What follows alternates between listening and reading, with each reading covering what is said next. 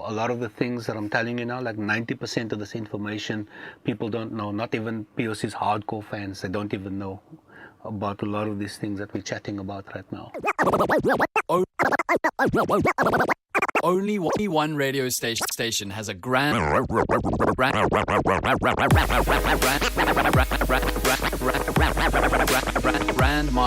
of South African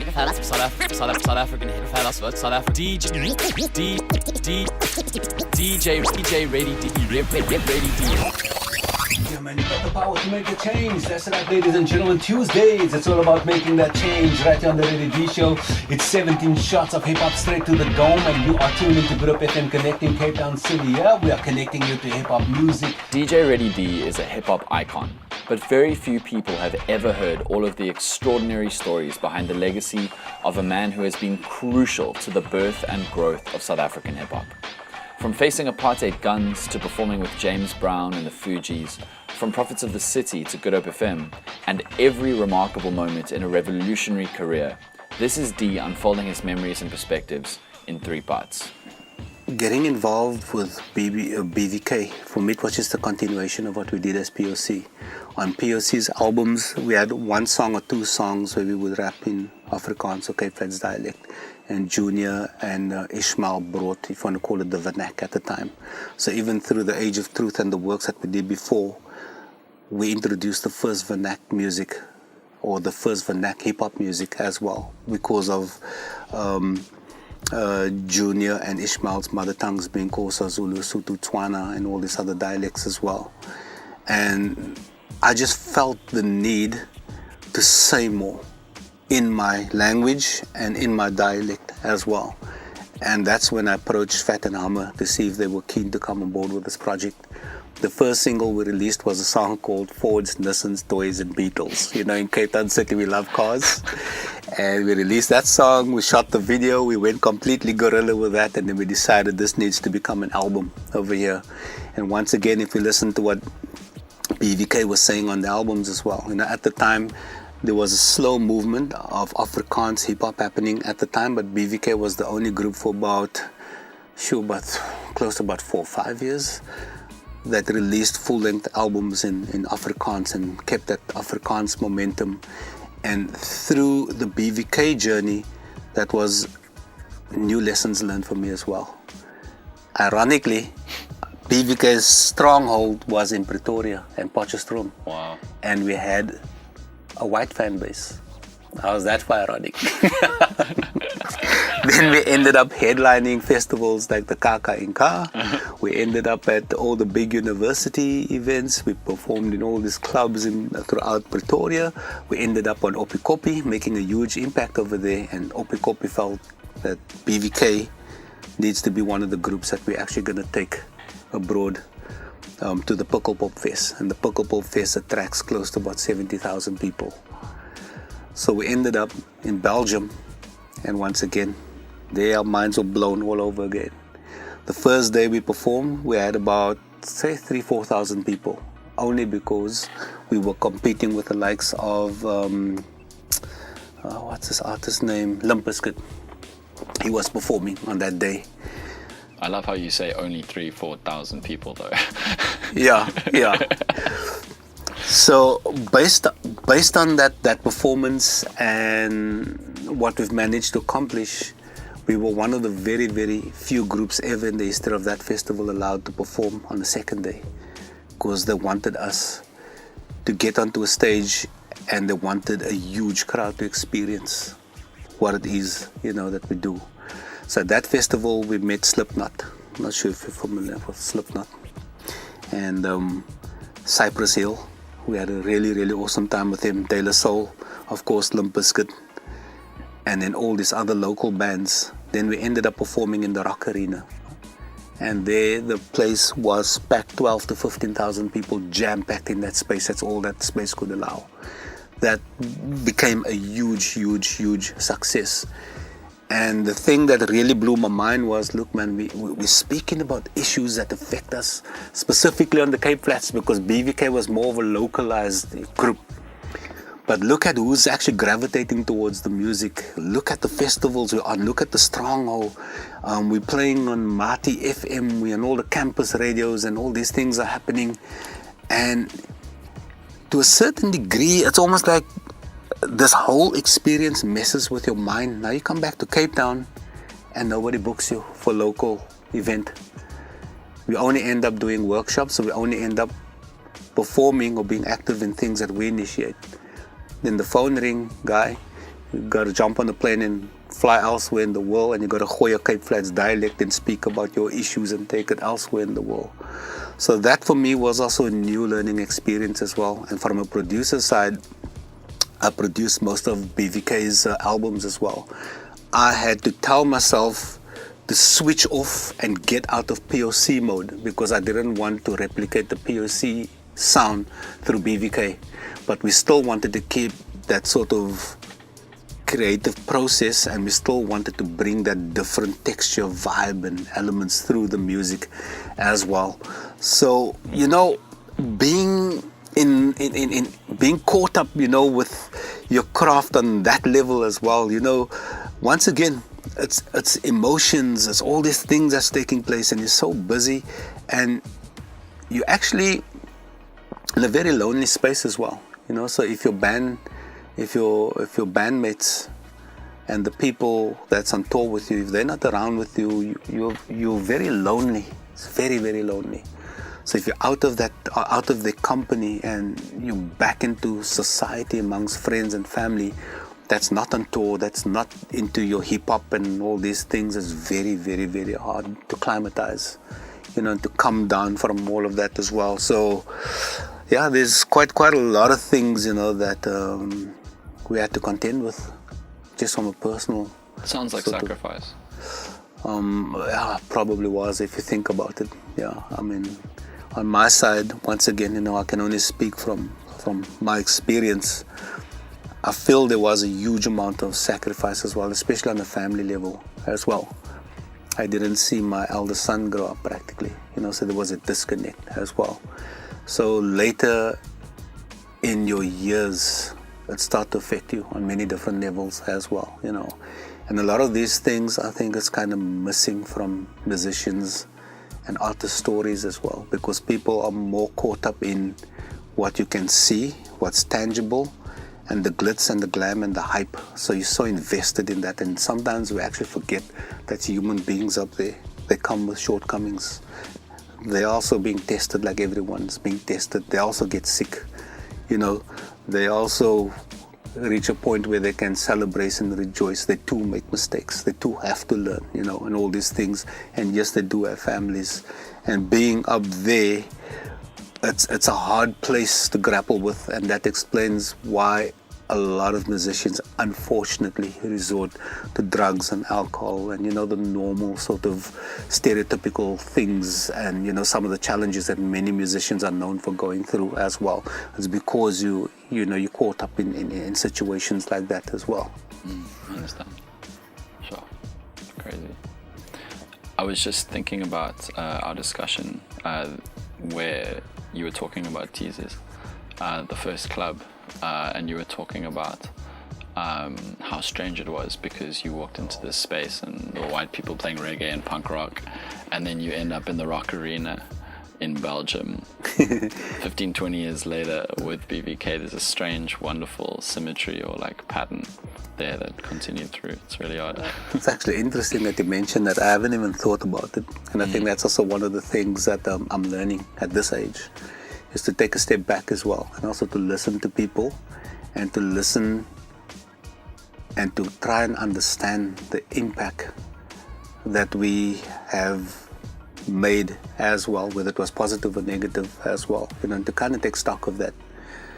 And my thinking, when I always think back in terms of my role in POC, I'm always telling people that wasn't a hip-hop group, it wasn't a band, it was an institution. Because being a part of POC, you were part of a movement. We didn't know that we're going to become a part of a global movement, and we did not know, and we didn't intend to go on that path that we did. But I guess if you want to think about it on a philosophical level, maybe that is what it was meant to be. And it was beyond our control as well. And there was probably another force, that dictated that as well, and that brought us to these different places.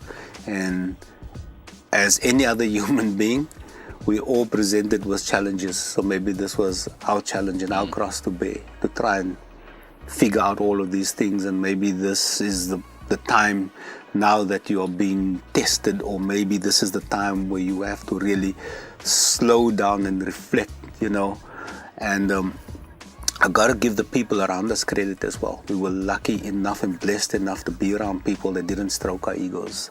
There was a lot of critical people around us as well, that would really criticize, but not to break us down or to beat us up, but they would give us the type of criticism that was valid, to who we are as people, and also to the craft as well. And we had to grow up very quick, and take stock of that as well, and cherish, and really respect that level of feedback, because it only helped us, through our journeys as well. Because like I say, hip hop or rap watered down can lead you down the ignorant and arrogant path very, very quickly. And in so many cases, there's no turning back as well, because you go so far, you quickly reach the point of no return. Then you become the angry rapper, and you become that person that will blame everybody else for your shortcomings and mistakes, and for the reasons why you didn't succeed in that arena or that field as well. So there was a lot of these types of things, that you needed to contend with as well, And besides that, and then you're meeting people that you feel, you're kind of out of your depth, because now you're sitting in seminars and meetings, and you're being invited to interact on panels and all these other different things. And I mean, we weren't trained for these things, so it was all of these different situations that I think kind of led to where we were going, and for me personally, in terms of where I am right now. And I guess my tolerance come from the fact that I had these interactions, because we were at one point where we were extremely radical. There was no ways we would have interacted, even give a white person the time of day. We were at that point, so through your journeys and through your interactions with different people, you kind of learn that, man, it's not about you. You can be black conscious, but there's people that claim to be black conscious, but they're pretty arrogant and caught up, in a very one-sided and one-dimensional way of thinking, and that can actually lead to the demise of a cause as well. And the one thing that really opened up my eyes to that as well was when we were invited to Northern Ireland to interact with a community that was faced by violence. They were caught up between, the political struggles between the military, the IRA, and there was that type of violence going on, Catholics and Protestants. And a lot of the youth that we worked with for about a week, we were in a community center. They were all white youth, and most of them have never ever seen a person of color. So we were there. There was 2 refugees from Rwanda. They were caught up in the genocide, so they've seen their families, their moms and their dads being chopped up and hacked, between the Tutsis and the Hutu violence and all this. We had Native Americans there as well. There were spiritual leaders and spiritual guides. And of course, there were members of the IRA, there were members, of different military forces. And we and POC coming from the Cape Flats and experiencing the violence and apartheid and all this. This was a space for all these people to come together and to heal. So we did hip hop workshops, we did all these interactions, and you could hear other people's stories. And you're like, damn, man, it's not about you at the end of the day. This is a global issue right here. Whether you're black, whether you're white, you build up these misconceptions, and somehow you're being misled because of ignorant points of views that influence you. So everything that you hear and you read, in order for you to fully indulge And in order, before you fully embrace that, do your research and find out where it's coming from. Because people could sell something that could sound as if it's the truth. It could sound as if it could lead you down a path where it could be beneficial, but then there's some other motive behind it as well. So having these types of interactions, that really opened up my mind. And I was like, bruh, you need to chill out with this with this vibe and go back to school, reflect, think, and listen to people with more intent. And it's not about you. Whether I'm coming from the Cape Flats, I've been met with issues as well. But once again, that family in Durbanville, that family in Constantia, wherever you might be sitting on millions, but that doesn't mean you're problem free as well. We're human beings. These challenges have been, the struggle has been ordained for each and every one of us. None of us are exempt, from the struggle, so that's kind of just a bit of my personal observation, when it comes to dealing with human issues as well. And that is why I chose not to be too invested with titles and being too invested about being regarded as the black conscious activists, whatever, people will put on you. And life is bigger than that. It's not about titles. It's, for me personally, how do I fit into what's happening around me? What can I do for myself that will impact my family and hopefully impact my community? Is it going to be worth my while? And if I do make a mistake, how do I recover? And am I actually mature enough to admit that mistake, and am I even willing enough to recover from that? So for me, that's my jihad at the moment. That's kind of the space that I'm in at the moment. Trying to to learn and to undo a lot of the confusing things that came through this journey as well. Can I ask you about accepting Islam as part of your experience of this journey? Yeah, sure. The reason for me personally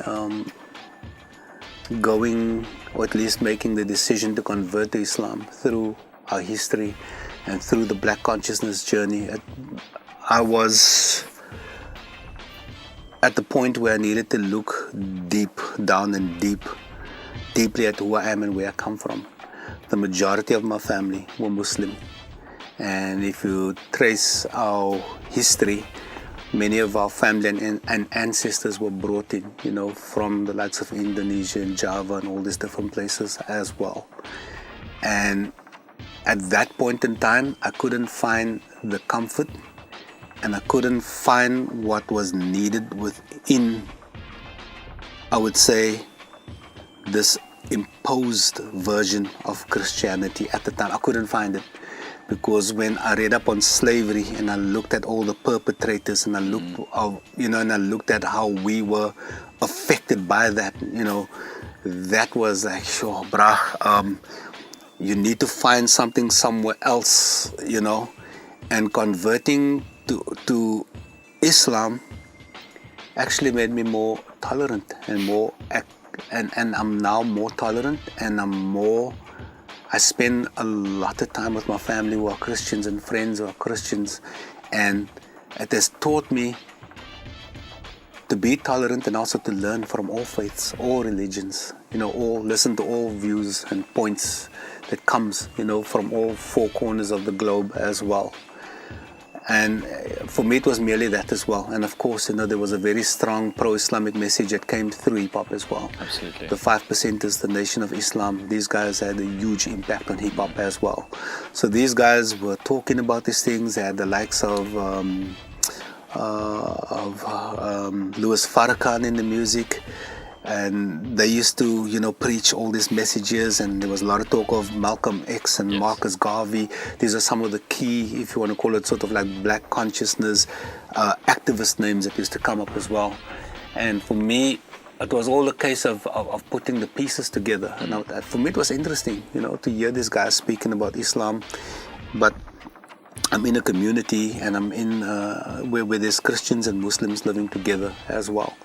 So there was a lot of, I would say there was a lot of confusion for me as well, and there was a lot of inner conflict happening at the same time as well. And now you're opening up the history books and you're looking at what's happening locally. Holy Lord, the Khoi if you wanted to be free, you had to commit to Christianity. That was your way out. If not, you're gonna come off bad. You could be decapitated, you could be put into slavery, whatever the case may be. So it was those types of things, and I was like, man, look what has happened through Christianity. And because of where I was mentally at that time, I couldn't deal with that, And then I'm like, but most of my family are Muslims, so what are you doing? Break free of the chains. That was part of my breaking the chain process, trying to get rid of that baggage, and that weight that was bestowed upon us as well, and all of that was kind of my crossover into Islam, like I said. But I'm really glad and blessed to have made the move, and I'm really grateful by the fact, that my parents and family members who are Christian accepted that, and they helped me to grow as a Muslim as well.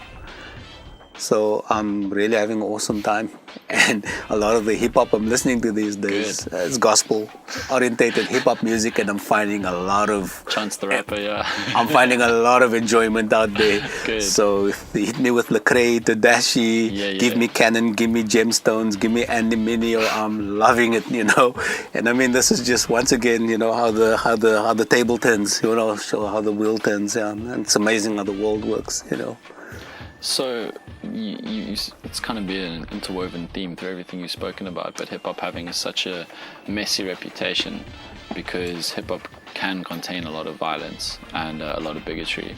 But for you, ever since the very beginning, it's been a source of hope and inspiration and escape and positive change. How do those things kind of intersect in terms of your relationship to the global hip-hop culture?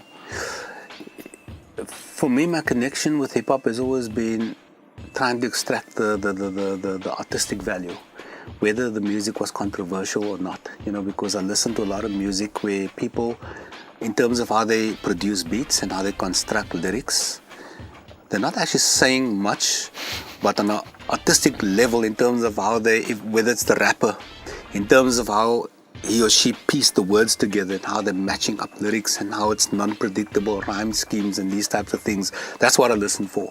We were introduced to bands like the Ghetto Boys. This guy had a little midget that was in the crew with his eyes shot out on the album cover, and they were talking about mind playing tricks on me and slaughtering and murdering people and Ill Bill and all these things. But there was artistic value out of things like that, should I say music like that. And we've always been on this journey where we are looking for that from a production element. Man, look how this beat's being produced. Where I recognize that bass drum from this break, that snare drum, that's a James Brown snare drum, but they tweak that snare drum. So you're inquisitive and you're curious and you want to know, because now your production and your artistic senses are all being heightened by all these things. And if it's a MC and he or she comes with a really dynamic flow, that's the reward right there. And if you look at the hip-hop in terms of how it's evolved and how it constantly goes around in circles, for me that's really magical as well. And if you look at what inspired hip-hop, it comes from so many different sources. Trace it back to Africa, that African rhythm, that African drum, the storytelling and everything else that comes from a traditional standpoint comes through there. You're looking at salsa, you're looking at jazz, we're looking at reggae, we're looking at rock steady, we're looking at the blues, we're looking at go-go music from all these different places, all had some sort of impact on hip-hop.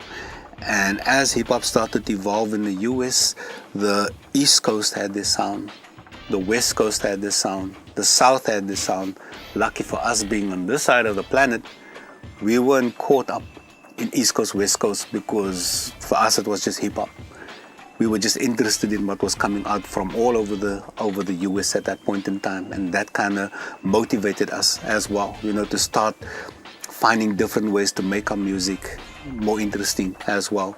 So when Marley Marl or DJ Premier or any of these super producers dig into the boom bap and the jazz, we would go deep into the crates and go look for African music, So I'm like, damn, this Amapando beat, how can we flip this? Then we find all this sort of archive music, traditional African music coming from the Congo, it's coming from Tanzania, it's coming from all these places, and we were like, whoa, what could we do with this? There's an African drum groove, how can we flip and chop this thing, I mean, turning Little Boy from Dula Ibrahim classic jazz record There we go. into work black conscious Yeah. hip hop, Yeah. Boxburg blues. Of course. And then it's the dance, because for us we were a hip hop institution. So it just didn't begin and end with the music. It's the dance. What do we do to make the dance interesting? If you look at POC's, if you want to call it early swag, it wasn't sort of like local threads. We used to wear a lot of kente inspired clothing as well. It came from elsewhere in Africa, because for us it wasn't just a local African connection that we're making here. We just felt in terms of what we're connecting with, it's a much bigger picture as well. So we wore attire that traditionally comes from Kenya. It could have come from Nigeria. It could have come from Tanzania as well. So all of that fused with the hip hop look as well. So it was in the fashion, it was in the production, it was in the dance, it was in the talk, it was Graffiti, in the graph. It was there on our first album cover. If you look at the owl and the boom style, if you look at the artwork, there's heavy African inspired artwork. It was inspired by the Khoi and the San tribes and all these things right through, and that was like a consistent pattern going throughout the art, the album covers and these things as well. So yeah, it was pretty sure. Thinking about it, damn, it was really deep. I didn't realize it was that. You guys were philosophers from the start. that complex and that deep. Yeah. So what about your evolution then? So, I mean, coming out of POC, established DJ Ready D, then BBK becomes its own animal. And today, I mean, Beat Bang is institution, the Ready D show and Good Up FM. How did it unfold? Wow. Beat Bangers grew out of BBK. So there's a pattern. Once again, with BBK, I decided I just didn't want to be the only DJ in the crew as well. Yeah. And I was like, okay, what can we do to spice up BBK? I know a talented DJ E20, I called him up, come on board. And another DJ called Dre. I was like, how can we make this thing different? Because for us, it was always pushing the envelope, trying to get to a point where you are, I'll just say you are practically, you're setting your own path. You're creating your own playground and you're dominating it. That's it. I'm in my own space. There's nobody to dictate to me.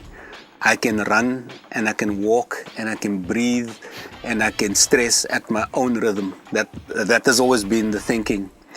And then myself and Dre and Eve decided we're going to become the Beat Bangers. The Beat Bangers evolved. More members came in. And that's what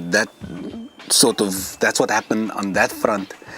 Then DJ Ready D's first battle happened in 1991. That's when I won the South African DJ Championships. And that also helped with the formation of POC as well, because that was like extra bells and whistles to encourage Shaheen's dad and his partner at that time to kind of listen to who this guy was. A year later, I entered another South African DJ Championships, the DMC Championships. I took that title as well. And that helped to boost the Ready D, if you want to call it brand, if you want to call it that as well. And at the time, we were still busy in the base and doing our thing. Interest started to come in from like really strange places. And then I found myself being a resident in a club out in East Rufie called Night Shift. And then I found myself in a very commercial arena as well. And I had to take my turntablism. I decided to take all those things and try and put it into a mainstream way of DJing. It was extremely challenging because at that time it's just hip hop, it's hardcore, it's creative stuff, it's juggling, it's freaking going crazy, scratching with your feet and your arms and your elbows. All of those things came out of my battle days, And as DJ Ready D started to build his name on the Cape Flats, there was this party that used to run in the city called Ghetto 3000. They caught wind of DJ Ready D. And then I ended up playing at Ghetto 3000. And ever since I played at Ghetto 3000 on the inner city, a different audience was exposed to DJ Ready D. And that's how the bookings came in. And, things just started to snowball and escalate. And then a few years later, there was more competitions that came our way. And what motivated me to enter the competitions was the fact that I couldn't afford DJ equipment because the prizes were DJ equipment. I needed Technics SL 1200 turntables. My first 2 battles I won without Technics turntables. Wow. I had to go practice at a friend of mine's house that owned Technics turntables. When I won the first prize championship, it was a ticket to Switzerland to go on a holiday. The second prize was a Technics turntable.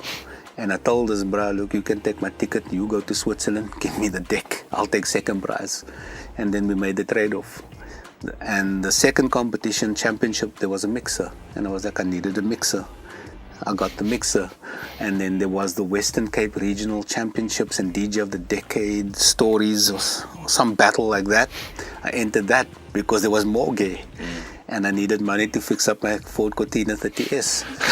I couldn't afford to fix my car. Man. Yeah. I won the equipment and I actually sold the mixer to a very popular club of the day called the Space Odyssey.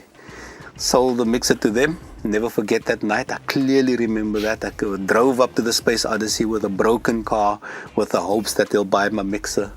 Sold the mixer to them. In fact, I bought my 30S with my winnings on my first competition. In the second competition, my car was badly damaged and I needed to fix my car. And that's, that was my motive. Incredible. And years later, once again, the people around me encouraged me to enter the championships again.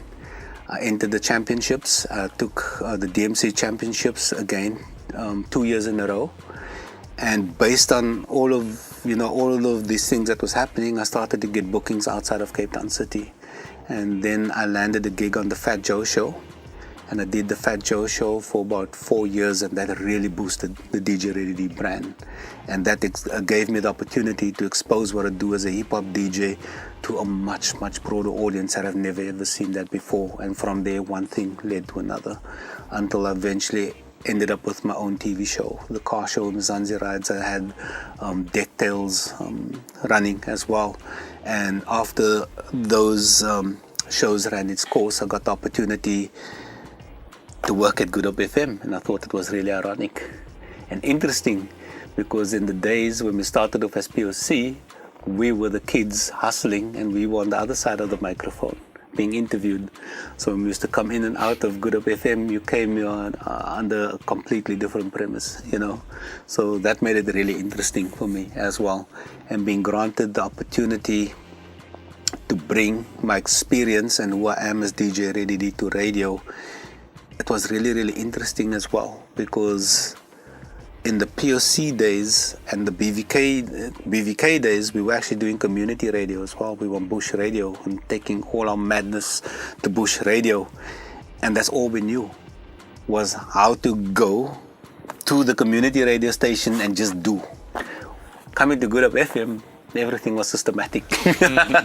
I had to learn how things work, how programming works, how you actually need to work within a framework where there's order and structure, And through the years, I had to find ways where I could still be and take that, whatever that may be, and put it into this sort of framework.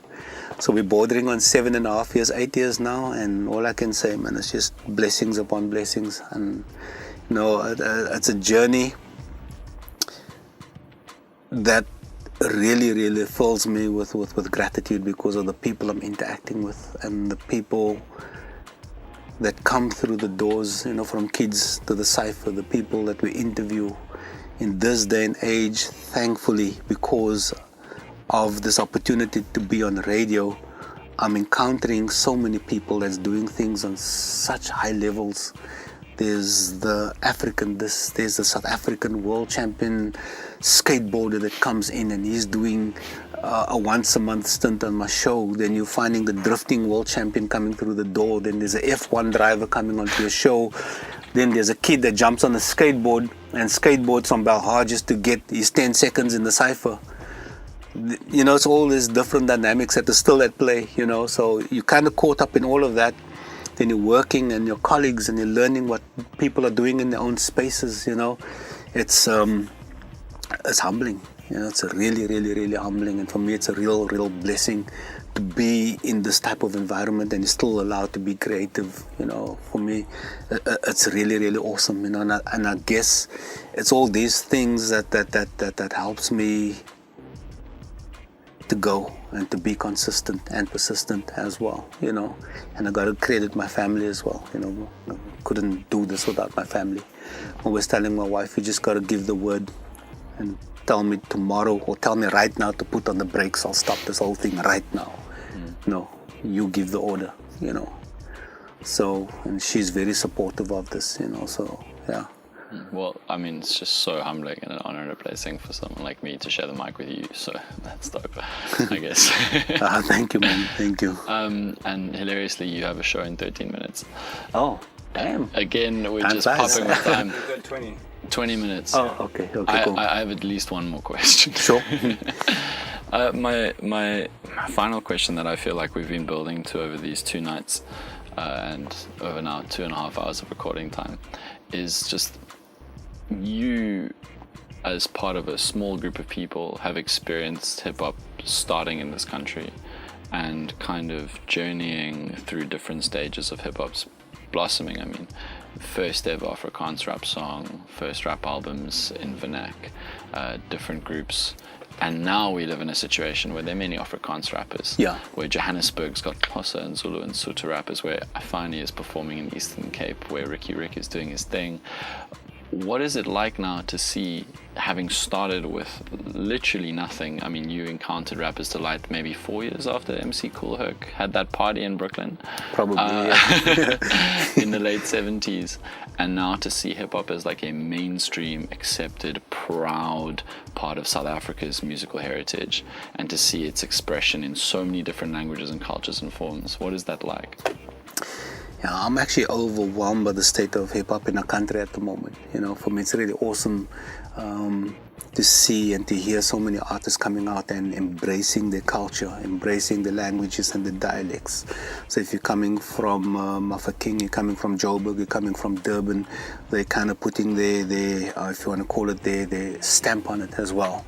But without having to sound like I'm biased, I'm going to have to root for Cape Town hip-hop, you know, because the culture is healthy in the city. It's so vibrant, you know, whether people are rapping in Afrikaans or English, or they're rapping in Xhosa, and there's all these different things taking place within the music. I feel there's still that raw truth. There's that raw energy, and there's still that search taking place. So whenever you're searching, you're going to be experimenting. And the way that people are connecting to what's happening on a social level, I think it's very explicit and in your face. So it reminds me a lot of what we did as POC and BBK as well. If you look at the movement, the Khoisan movement at the moment as well, people are starting to connect to their Khoi roots and to feel more proud of their Khoi roots, you know, because of what hip hop is doing. And a lot of these young people becoming opinionated and rhyming, and they're learning the languages. We know that a lot of the San languages are starting to die out right now. So there's this generation that's really interested in that as well. If you look at the merging of hip-hop music and culture with a real dance, and that brings us closer to our Khoi and our San roots as well. For me, that's mind-blowing. That's revolutionary. I've never ever thought that this day would come where I'm being a part and I'm able to witness and able to learn about these things as well, you know. And then you find artists like Yemel Besem kind of dominating the scene on his side as well, you know. So there's all these different dynamics, and you get the artist that's really excelling in the conventional sense, and then you're finding artists on the other side of the fence that's actually way more successful, and they've got higher profiles than those on the other side of the fence. But because of the media and the commercial and the formulated hype, your attention is only there, you know.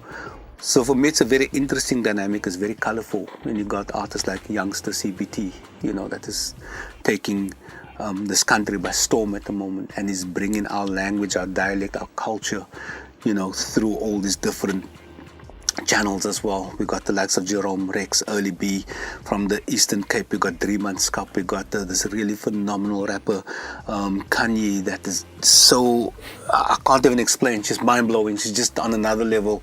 EJ Van Lyric, Bernia Man, the Godessa MCs, in terms of what all these people are actually doing, and the list of names just go on and on and on, and the growth patterns is just, it's completely insane. Cream, Chase Lutron, you name it. And we get to see and we get to experience, and in a very small way we are contributing to the growth and the success as a radio station as well.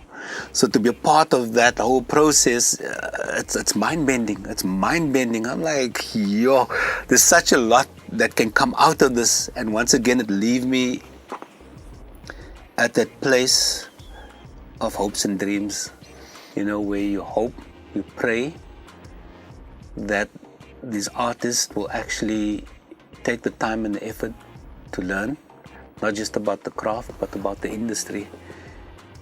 And they got to take the time and the effort to learn about what hip-hop is, how it will empower you, and how you can actually empower the next person, and how you can create commerce and a really healthy and successful economy out of this. Meaning we got to create some form of business around this, that can make artists succeed. So if things are being done from that sort of hopeful / ideological place, we can actually resolve a lot of the issues, that we are faced with, because hip-hop, the culture is being used on so many different platforms to drive commercial agendas. So why can't we use it and build it up to that point where we can actually use it to help the challenges that we are faced with in our communities?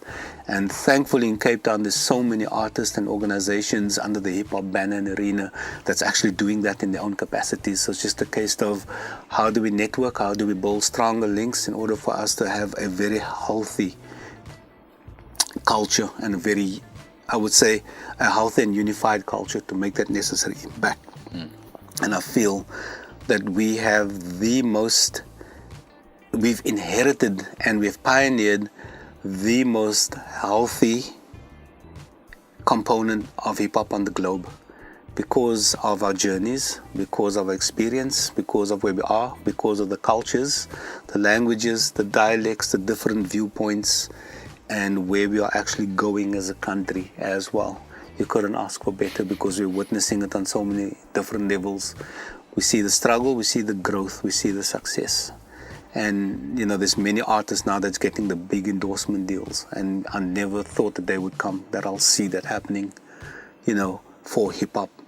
But for me it's really, really awesome, because if those guys and those girls are able to achieve that, that should actually inspire and encourage everybody on the come up, to also be able to find their formula for success. We don't have to chase the same, if you want to call it, we don't have to all go into the same path and the same route. There's other ways, of becoming successful. And the one thing that I feel we really need to understand and we really need to use to advantage, technology and the internet, because now we can become successful in the global economy. We don't have to sit here and be mad and wonder why our music's not selling or why we're not becoming successful. We do have a small pool of artists, not just in hip-hop, but across genres that have managed to accomplish that as well. So we need to really, think about exploring that and utilizing, all of these options. You and I and Good Hope FM and Easy and the rest were in Ocean View earlier this year for one or other of our public holidays. And that was an extraordinary thing for me, because I met some of the guys there who were saying that hip-hop has always been in that place, and that hip-hop continues to provide sources of inspiration and discipline and change that it has the potential to do in its purest form. And they were talking about redeeming Khoi culture, and they were talking about redeeming San identity. And I just found that so mind-blowing in a place like Ocean View, which has been oppressed and been neglected and been disenfranchised. It's just such a wonderful exhibition of power. No, definitely. I mean, if you look at Ocean View, we look at what's happening in Hout Bay today. A lot of those kids that we've seen protesting and caught up in the violence over there, they got exactly the same struggle as well, fighting for their history, their heritage to be acknowledged and respected, and they are practically fighting, just to get by on a day-to-day basis as well. And if you're looking at what's happening within the fishing industry and how people depend, on fishing, these little communities are depending on all these little, if you want to call it this, really, really basic means to put food on the table, and then you still have to fight for your land as well, So there's this really disturbing, I would say, dynamic at play as well. And it's the same for people fighting to get back into District 6 as well. And that's not an easy fight. Even if you manage to get back into District 6, you're still going to be slapped with a bond. And unfortunately, a lot of that people, as my mom, she's one of the victims right there. We've been going to civic meetings, and we've been attending all these different things and going for earth numbers and listening to so many people. For all these years, we're bordering on about 35, 36 years of going to meetings, and there's still no progress. So there's that generation that's actually dying right now. And a lot of that is dying with them. They didn't understand contracts, and they don't understand these procedures. And as life would have it, there's a very few of them that have actually managed to get their families, their children involved with the process as well. So with them aging and dying, that means it's just a matter of time before that District 6 at the foot of Table Mountain is going to be up for grabs, and that's going to be commercialized. So that's oppression, and that is occupation, and that is all the things that we've been fighting. It's that vicious cycle coming back again, 1652, but just in a modern way. That's just my feeling about that as well. And then you throw into the mix all these sharks and opportunists that come along, and there's always a way to make money out of people's pain and suffering as well, So we caught up in that struggle as well, and they're putting on this facade as if they're coming to assist us, to help us. They're sitting in government. They come from your own communities, and you find the slow process, and you find the incompetence and the bureaucracy and the red tape and all these things that are slowing down our progress, because my thing is, if the people on the ground wins, everybody else wins. You might think that you're winning. If you're sitting at the top there, yeah, I got the job, I got the car, I got the house, I'm going places, yeah, I've made it, I'm happy with my 9 to 5, it's fine, The world has its way of dealing with us in some form or fashion, But the more we create this divide and the more there's oppression, the more we're going to see this protest happening, the more we are encouraging and we're actually feeding the psychology for civil war as well. And we've come from that bloody past already. So what do you think is going to happen now? The poor, they've been affected and they're being impacted, and that pattern is now starting to roll over into the middle class. So that's affecting your cash cow right now. So from an economic, educational standpoint and all the other things that we need to make sure that society works and it operates, so if it's going across all these different, I would say, across all these this different sort of aspects and elements and all these different areas of life, you're creating all this frustration, and a lot of people are suspect anyway, of the government, and we don't have much faith in political leaders and people working in government anyway. And if this continue, I hate to be the pessimist. I always try to look at the bright side of life, but we've got to look at what's real. And for us as South Africans dealing with crime, and the sad thing is there's so many things that can be solved. It doesn't take rocket science to deal with it, and to help create some form of resolve. And it's sad to know that there's so much money being allocated and there's so much resources at people's disposal to help society, but we have a lot of people sitting up there and they don't even know how to use that resource to help society move forward. So that's why I say, if the people at the bottom win, everybody else will win, and that's how we become healthy again. I feel like everyone should just go and listen to those Prophets of the City albums. But I also find it really radical that you maintain hope and inspiration through the art form and the positive power of hip hop culture. I think it's an extraordinary testament to your experience and journey and career, and the way, like, I mean, you told me this off camera, but like going to the Luries and just having the most diverse, crazy group of people coming up to you and saying thank you for that. So, I mean, you do really now go and have a show to do.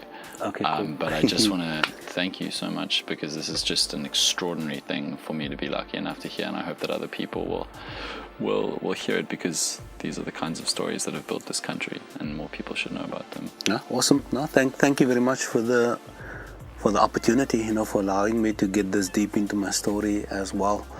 And I just want people to understand, you know, this is it's my story, it's my experience, my perspective. There's so many more people that's been involved with this journey, and there's so many people that's been involved and they're still on their own journeys as well. And all of our stories are relevant, you know, so I'm hoping that more people have the opportunity to express themselves as well. So the more we are able to listen as human beings and be mindful and respectful, we don't have to agree with each other, but just basic human decency in the form of respect. I think, you know, we can go a long way. You know, we can have our differences about race and gender and economics and whatever the case may be. But if we are able to just have just a degree of respect and we are able to listen, we'll actually be surprised by what the outcomes could be, you know. So that's, I'm always grateful, you know, to have the opportunity to share my side, you know. And I just want to salute all the unsung heroes and all those that don't have the opportunities to express themselves, you know.